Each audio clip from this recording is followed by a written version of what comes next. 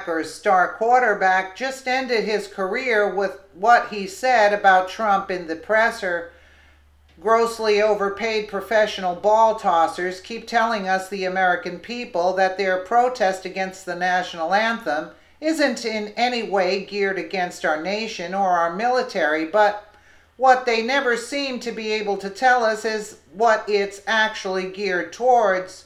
Green Bay Packers quarterback Aaron Rodgers and his fellow teammates are no exceptions. They asked fans to stand up and lock arms at Thursday's game during the national anthem. TV stations didn't focus on what the few in attendance were doing as the players locked arms for the national anthem because it was crystal clear no one listened to their wishes. So, because of this major fail by Rodgers, he later decided to double down during the press conference after the game. He once again made it very clear that the national anthem protests weren't against our nation or our soldiers. He claimed they were against divisive comments, meaning President Trump, made by our president, although he was very careful to stop short of calling President Trump by name. He alluded to the fact that Trump had started all this movement. Now, that's very odd considering Trump wasn't president in 2016. Now we'll take a quick listen here. Now, the Saints quarterback, Drew Brees, he tweeted this: as a way to show respect to all, our Saints team will kneel in solidarity prior to the national anthem and stand together during the anthem. Okay, that's great. The team is choosing to stand and will not disrespect the flag or the anthem. But let's unpack this for a second here. Now, the Saints game is going to be played on foreign soil this weekend in London, in England. Now, should American sports team, like we saw last weekend, really be making political statements like that over the seas? When the Jaguars and Ravens played, let's see, they kneeled for the Star-Spangled Banner, the national anthem, and they stood for God Save the Queen? Now, like I've been saying, until things change with the NFL, Saturday is now my day for football. Also, while NFL players did not protest before the anthem last night, take a look at what Green Bay Packers quarterback Aaron Rodgers said after the game. Watch this. It's never been about the national anthem. It's never been about the military. We're all patriotic in the locker room. We love our troops. This is about something bigger than that. An invitation to show unity in the face of some divisiveness from the top in this country. All right, I got a news flash for Aaron Rodgers. Other players, politicians, members of the media claiming protests have nothing to do with the flag, the national anthem, or the military. Okay, take a look at what Colin Kaepernick, the guy that started all of this, said back in 2016. Quote, "I'm not going to stand up to show pride in a flag for a country that oppresses black people and people of color. To me, this is bigger than football, and it would be selfish on my part to look the other way. There are bodies in the street, and people are getting literally paid leave and getting away with murder." So unlike the false narrative that's being spread around, Kaepernick's protest was all about the flag. But of course, the mainstream media, they're never going to tell you about that. Just like he had socks that he was wearing that portrayed police officers as pigs. Why? Because it goes against the political talking point of the left.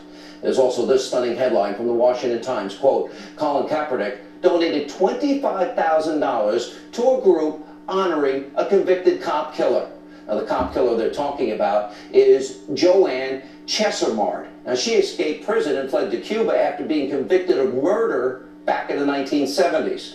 Now, we did check with Kaepernick's own website. It does confirm he donated $25,000 to that group. Where's the outrage over that? And the socks? Where are the protests? Absolutely.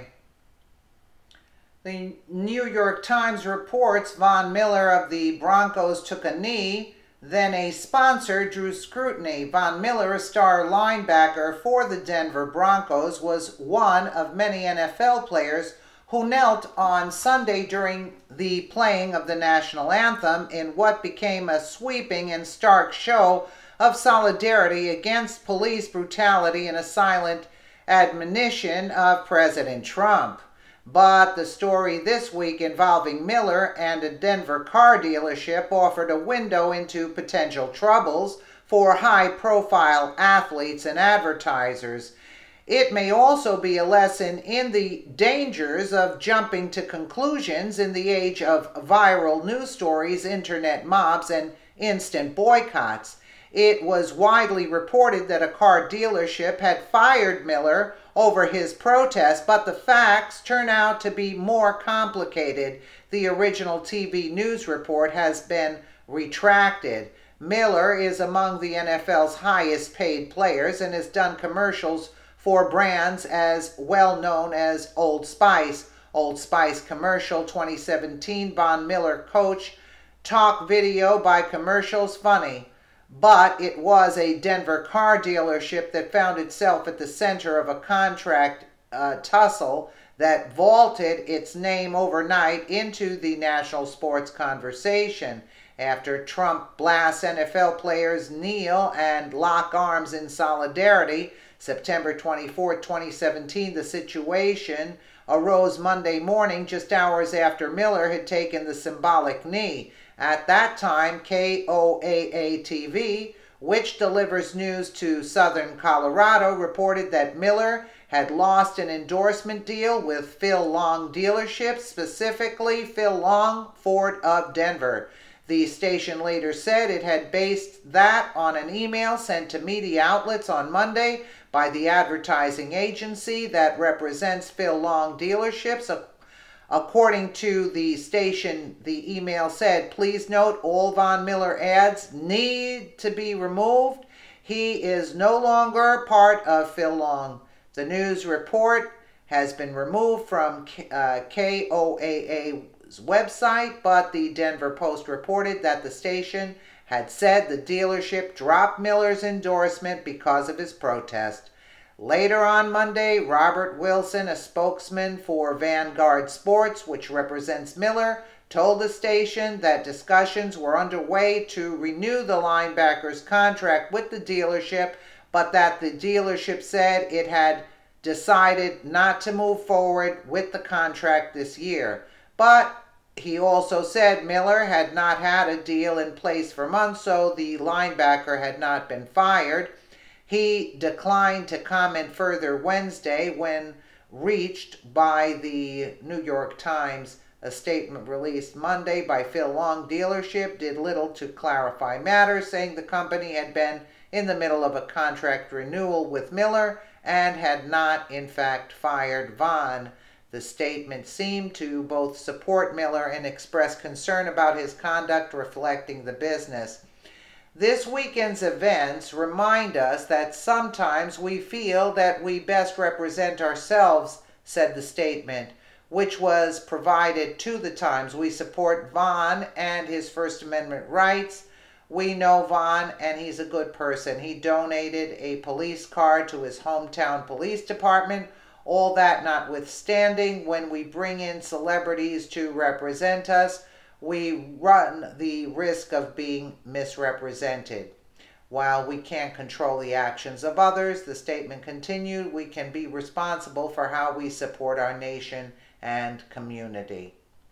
By Monday night, KOAA had posted a story saying it had erroneously reported that Miller had been fired, apologizing for what it called a mistake. No, he wasn't fired, but he wasn't renewed, and it's basically the same thing. People are not going to take this because the backlash now is hitting the companies. People are calling them up and they're boycotting and they're complaining. So these companies are not going to risk it. So these overpaid jocks better find a new way to make a living very shortly. Let me know what you guys think in the comments below. And again, thank you so much for watching.